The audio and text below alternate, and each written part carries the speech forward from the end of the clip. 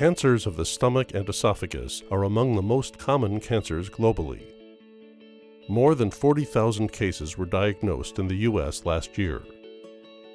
Certain patients with advanced gastric cancer will have more HER2, known as an overexpression of the HER2 biomarker. These patients have been shown to live longer when a targeted therapy is added to standard chemotherapy. This guideline is needed now because we've known for a number of years that HER2 is overexpressed in breast cancer, but it's a more recent discovery that it's also expressed in these gastrointestinal tumors. Because of recent developments, we have what we call biomarker to identify a subset of patients with advanced gastric cancer who can benefit from a treatment that has been given to breast cancer patients for years. But we found that applying the same guidelines for HER2 testing in breast cancer does not work for these patients with gastroesophageal cancers. We don't have like a comprehensive guidelines to how to test the biomarker.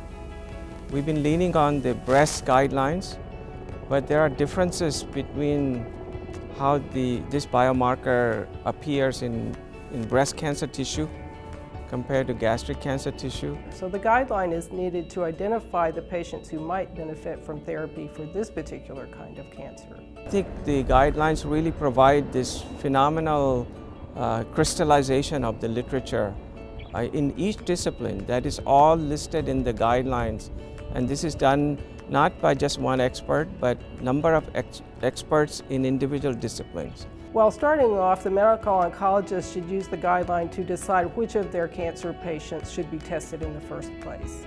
A patient who has a very poor performance status, who is very sick, has a lot of other problems, should probably not be tested in the first place because they wouldn't be eligible for the treatment even if their cancer was positive. The pathologist can use the guideline to decide which specimens might be best suited for testing. And the guideline also provides a step-by-step procedure for the order in which the test should be performed. So I think the ultimate product is going to be very high quality, very useful for almost every individual who takes care of cancer patients. And this includes the caregivers themselves. It will be highly educational for the patients because it increases the awareness.